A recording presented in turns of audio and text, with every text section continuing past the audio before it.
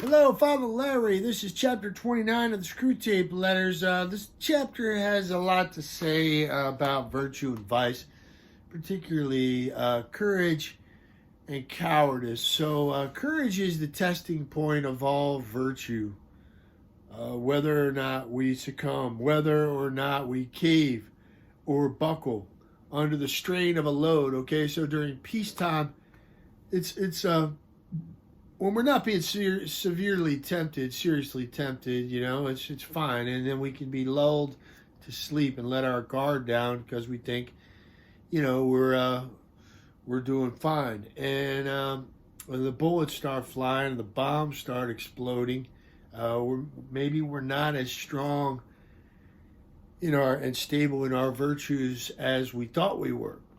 So anyway, he's talking about wartime here, and it's very interesting to keep in mind as you're reading this chapter of C.S. Lewis and his real wartime experience during World War I. He's speaking from that experience. He saw courage and cowardice with his own eyes and experienced it in his own heart, courage and cowardice. I would love to know more about C.S. Lewis's actual wartime experiences. I know very little, but anyway. So courage and cowardice. Courage is that testing point. It's at the crux, at the root of every virtue is courage. That is an interesting insight in this chapter. Courage.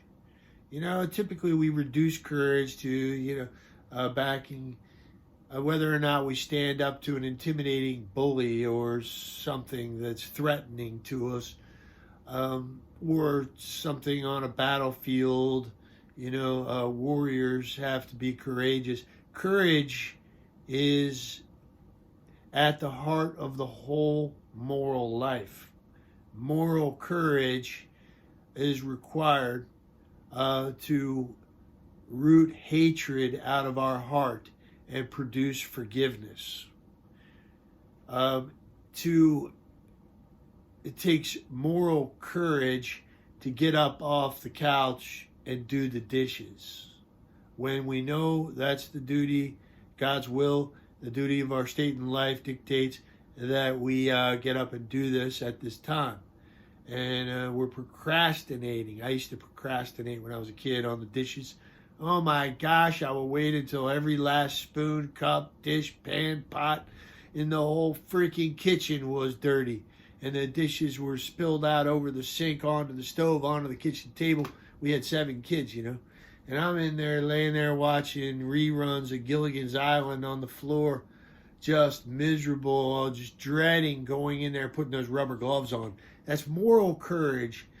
Finally, when my back's against the wall, and my dad is, threatening me with punishment if I don't get in there, I would finally get up and go in there, and just, it would take 2 hours sometimes. It was just an unbelievable ordeal.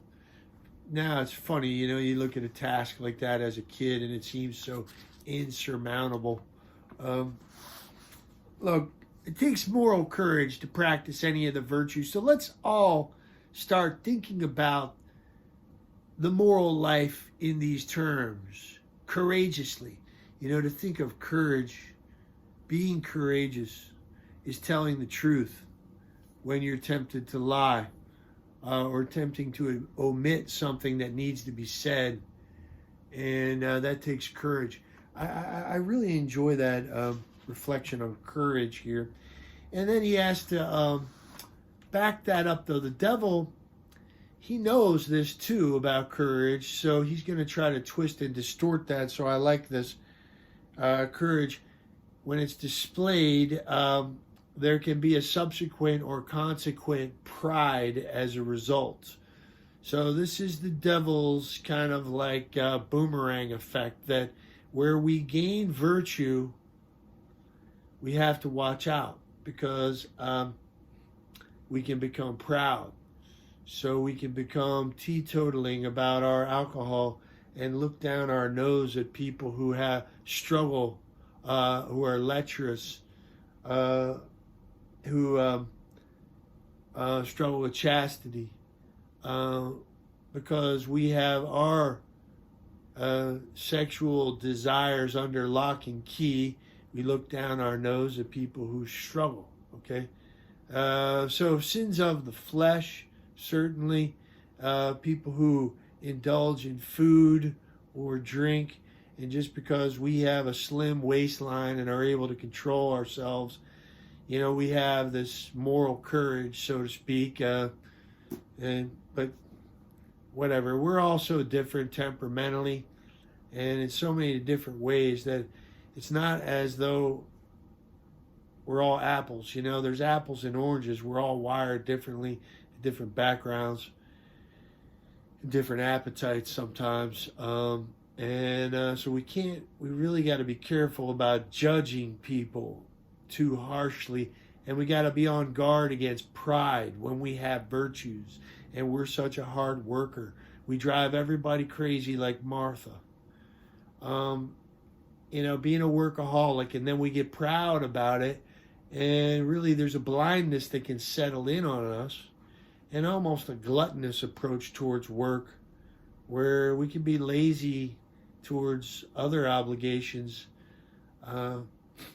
like getting proper rest, getting proper recreation, keeping and leading a balanced life. We can be lazy about doing these types of things, rest and recreation in our lives, to have a balanced, healthy life, to have good mental attitudes.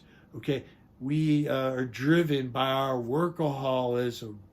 That can be a crippling thing for people, and then they become proud about I'm such a hard worker. They're always bragging on it and looking down on people whom they deem as lazy. Yeah, this is what the devil wants to do. He wants to twist and distort and disfigure our virtues, and the consequent pride when we exhibit courage, moral courage, in the practice of any particular virtue at its root has this courageous element. Courage, I like that. So if conscience resists, muddle him. This is an interesting insight here too. If somebody sees hatred in themselves, building hatred, if conscience resists, you see that your patient is developing a certain hatred towards someone or something. Okay, muddle his conscience by what? Let him say that he feels hatred not on his own behalf, but on that of the women and the children. Somehow deflected away from himself. So get him confused, like he feels hatred on someone else's behalf. That a Christian is told to forgive his own, not other people's enemies. Like they're not his enemies. Somebody's doing something to someone else, and he feels hatred towards them on these people's behalf. And he doesn't feel the necessity to forgive those who are persecuting somebody that he cares about. And that's a very subtle thing there that Screwtape is exposing in us. Constantly, ultimately, C.S. Lewis is exposing these tendencies in us to muddle, where our conscience gets muddled and we rationalize and justify hating someone or something, okay, and being unforgiving just because maybe whatever this hostility is not directed against us but against someone else. So therefore we give ourselves permission to hate them and seek vengeance upon them, okay, and not forgive because they're not our enemies and somebody else's.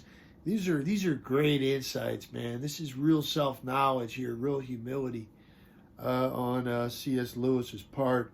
So the devil's in all this kind of stuff. Man, is he insidious or what? All right, now, hatred is best combined with fear. Let's move on to the next really choice insight here about hatred. that often it gets combined with fear. And underneath hatred or anger is oftentimes fear. Fear of discovery, of our moral cowardice. Okay, so we have vices, we have shortcomings, and we're trying to hide them. And when somebody else points them out, we feel hatred. Hatred. Like your teenager who runs upstairs and says, "I hate you," and slams the door. Okay, what happened? They were confronted and challenged by their parents and punished for something. The sting of reproach is truth. Benjamin Franklin famously said, "The sting of a reproach is the truth of it." Okay, it hurts. The truth hurts. Think about it. If somebody reproaches us or is teasing us about something that we know darn well it doesn't exist, is really not true. There's absolutely zero truth in it. It doesn't get under our skin that much, That's a very interesting thing to see and catch ourselves in the act of this reaction of hatred and you're judging me and all this because suddenly we lose the high ground. We want to get up on the high ground. We want to get back up on the high ground, and we use hatred. This hatred and anger is diabolical. Our Lord exposed the Pharisees. Okay, he exposed their hypocrisy, and they hated him for it, and it was diabolical. I mean, the intensity, the ferocity with which they hated him was exactly what we're trying to articulate here. They were fearful of seeing their own cowardice and of other people seeing their own cowardice. So fear and pride leads to this hatred and anger outbursts. The more he fears, the more he will hate. And hatred is also a great anodyne, I guess, for shame. So I'm guessing like a medicine or something that, dulls the pain. I guess is what that means. I got to look up anodyne. But yeah, sometimes hatred betrays a guilty conscience. Anger. Sometimes people get angry at priests, angry at the church, because they felt slighted or snubbed by a priest. That happens. Priest. That priest, he didn't come to my daughter's reception and he made some excuse, wedding reception. Oh man, it's so easy to find something to get angry about with the church. But what you really find out is underneath all that anger and hatred, there's a guilty conscience and fear of it being exposed to themselves or someone else. So they coat their guilty conscience with anger and outrage. They want to get mad at the church. But underneath that, they're really not practicing their faith. They're not really an authentic disciple of Christ. They're not really intentional Christians. Their whole heart's not in it. They have a guilty conscience about that. And so, it's easy to just throw the lever of anger and throw the switch on the church and get mad and seize the high ground, the moral high ground. Oh, we're all scrambling for that, aren't we? But underneath it oftentimes is a guilty conscience. Now, stop judging me. Anything else here? Courage, on the backside of this chapter, let me look here. When we see cowardice in ourselves, we can be tempted to despair. So I like that insight as well. This is an excellent insight. When we despair is a greater sin, C.S. Lewis says, is a greater sin than any of the sins which provoke it. Okay, so when we see moral cowardice in ourselves, we might be tempted to despair. despair of ourselves. We cannot despair at our own sinfulness, lest we all despair. Okay? I love telling people who feel that despair when they're in the confessional. I like telling them, join the human race. Join the human race. You're just like everybody else. It's good for us to hear that, I think. It's healing to just join the human race. We're all afflicted with the same condition. All of us are going to sin till 5 minutes after we're dead. And there's no room for this despair business. Okay? That's pride. What's behind despair? Pride. We just humble ourselves. Humility is the great untier of knots.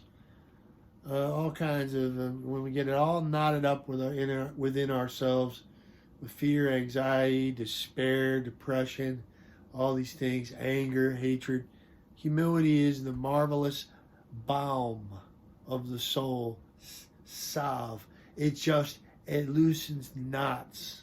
It's just the most marvelous virtue for mental health and spiritual life and vitality.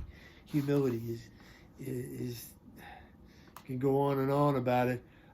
Getting towards 20 minutes again here. I know the last one was really long. I got going pretty good. But yeah, there's stuff in here that I like about his wartime experience he's drawing upon clearly towards the end of this particular letter. And the excuses people make in foxholes and in trenches before they go up and over.